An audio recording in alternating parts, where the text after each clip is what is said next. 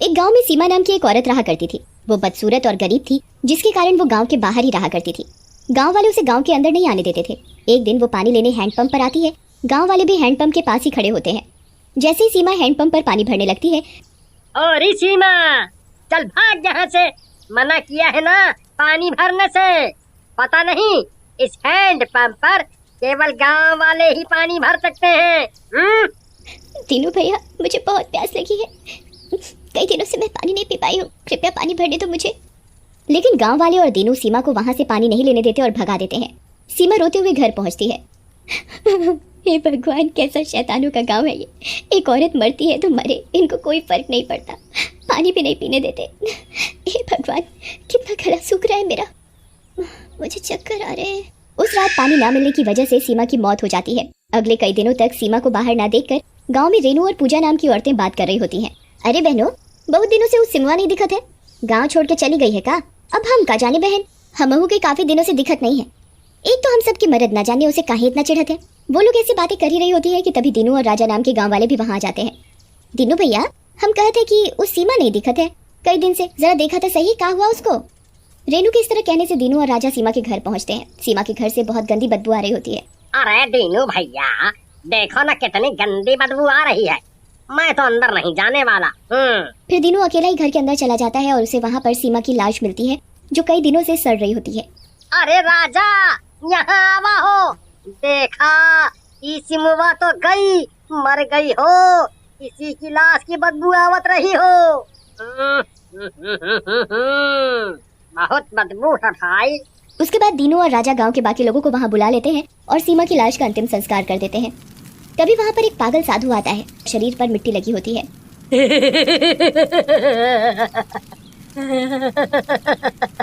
जलाओ जलाओ जलाओ जलाओ, अपनी मौत को बुलाओ। तुम सबकी भी लाश चलेगी ऐसे ही। अरे नाच मिटे, क्या बोलत है? मौत? किसकी किसकी मौत? तुम भी ना राजा भैया, ये पगले की बात मानत हो। डरो नहीं, ये पागल है और ऐसे ही बोलता रहता है। चला। उसके बाद सभी लोग वहाँ से चले जाते हैं और दीनू कुछ दिन के लिए गांव से बाहर जाता है। उसी रात गांव वालों को हैंडपंप के जोर जोर से चलने की आवाजें आती हैं। हैंडपंप अपने आप ही चलने लगता है।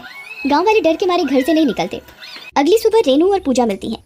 अरे पूजा बहन, रात में आवाज सुनी रही, ये हैंडपंप हुआ अपने आप चलत रहा, हम और हमरा मरद दोनों डर गए रहे। हाँ रेनू बहन, सही कहा, तो हम बहुत डर गई रही, और जो हमरा मरद है वो तो छिपकली देख के भी घबरा जाता है, इसीलिए हम तक घर से बाहर ना निकलने। उसके बाद वो दोनों वहाँ से चली जाती हैं। उसी रात हैंडपंप की फिर से चलने की आवाजें आने लगती हैं और जोर जोर से पानी निकलने लगता है, लेकिन गांव वाले डर के मारे बाहर नहीं निकलते। अगले दिन दीनू वापस गांव आता है। अरे क्या हुआ गांव वालों, काहे चुप बैठे हो? हम 2-4 दिन से गांव में नहीं रहे तो नाराज हो गए। इतना नाराज तो हमारी साली भी हमसे नहीं हुआ था। फिर गांव वाले दीनू को रात में हुई घटनाओं के बारे में बताते हैं। क्या तुम लोग भी? अरे ये सब कौनो मजाक कर रहा होगा। आजकल लोग नई नई तरीका की शैतानी करत है। अब हम आ गए हैं गाँव में, देखते हैं कौन सा भूत प्रेत है। फिर रात में वही हैंडपंप चलने की आवाजें आने लगती हैं, लेकिन इस बार दीनू हैंडपंप के पास चला जाता है। वहाँ एक बहुत ही डरावनी चुड़ैल हैंडपंप चला रही होती है। उसे देखकर दीनू बहुत डर जाता है। कौन कौन कौन हो तुम, और यहाँ काहे से आई हो? बहुत कमजोर है तेरी याददाश्त, बहुत जल्दी भूल गया मुझे। आज मेरी प्यास बुझेगी। दीनू डर के मारे उसके पैर पकड़ लेता है। हमका माफ कर दे सीमा बहन, हमका माफ कर दे, हमसे बहुत गलती हो गई, बहुत बड़ी गलती हो गई, हमें माफ कर दे सीमा बहन, हमका माफ कर दे। लेकिन चुड़ैल उसकी एक बात नहीं सुनती और दीनू की गर्दन उखाड़कर उसका खून पीने लग जाती है। मजा आ गया।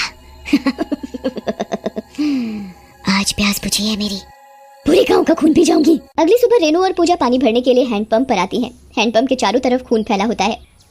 अरे पूजा बहन, ई का है? यहाँ तो चारों तरफ खून फैला है। तभी वहाँ पर दीनू का दोस्त राजा आता है।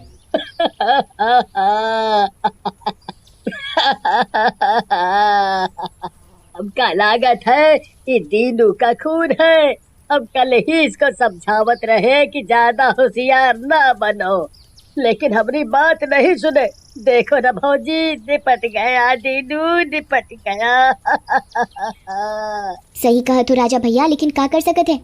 तभी उन्हें झाड़ियों में दीनू की सरकटी लाश मिलती है। उधर दीनू के मरने की खबर गांव में आग की तरह फैल जाती है। गांव वाले फैसला करते हैं कि कोई भी उस हैंडपंप पर नहीं जाएगा। उधर आधी रात होते ही हैंडपंप खुद ब खुद चलने लगता है। आज फिर कोई मुर्गा आ जाए तो मजा आ जाएगा। मेरी तो पार्टी ही हो जाएगी। लेकिन कोई भी गांव वाला बाहर नहीं निकलता।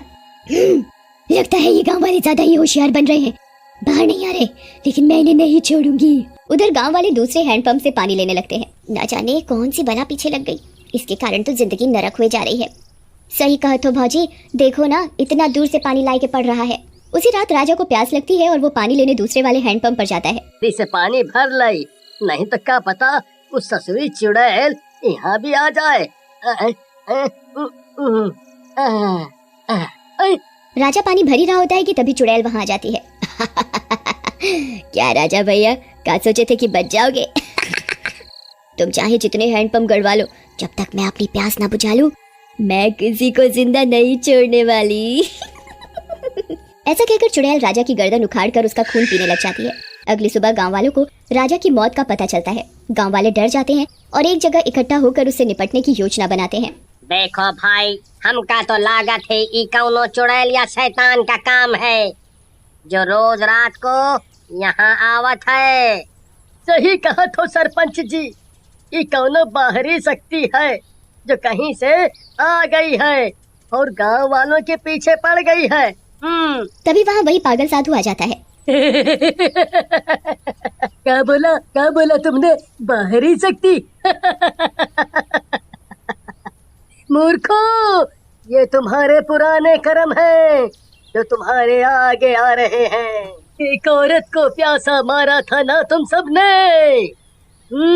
अब वो तुम सबको चुन चुन कर मार रही है, और इस बार पानी से नहीं, खून से प्यास बुझाएगी, खून से। क्या क्या क्या क्या, क्या कहत हो बाबा? भला हम काहे को किसी को मारेंगे? बताओ ना, क्या बात है, क्या बात है बाबा, बताओ। फिर साधु सरपंच को सारी बात बताता है, जिसे सुनकर ये दीनू और राजा ने अच्छा तो नहीं किया सीमा के साथ, लेकिन हमें अब जान तो बचानी ही होगी अपनी और गांव वालों की। उधर रात में फिर से जोर जोर से हैंडपंप चलने लगता है, लेकिन इस बार सरपंच और साधु दोनों हैंडपंप पर जाते हैं। उन्हें कोई नहीं दिखता और हैंडपंप खुद चल रहा होता है।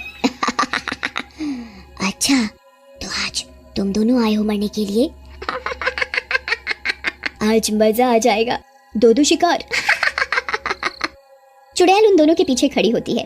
तभी साधु अपने हाथ से चुड़ैल के ऊपर गंगा जल डाल देता है। क्या बुड्ढे, तू क्या सोचता है इस पानी से मुझे कुछ होगा? मैं किसी को नहीं छोड़ूंगी। सीमा, गांव वालों को माफ कर दो, अब से हम किसी को नहीं रोकेंगे पानी पीने से इस हैंडपंप से। कोई भेदभाव नहीं होगा अब से इस गांव में। लेकिन मेरी प्यास का क्या, मैं तड़प रही हूँ। सीमा, इस पवित्र गंगा जल ने तो हर किसी की प्यास बुझाई है, तेरी भी बुझाएगा। पी ले इसे और मुक्त हो जा। सबको माफ कर दे बेटा, माफ कर दे। चुड़ैल गंगा जल पीती है और उसे शांति मिलती है। सबको माफ करके वो मुक्त हो जाती है।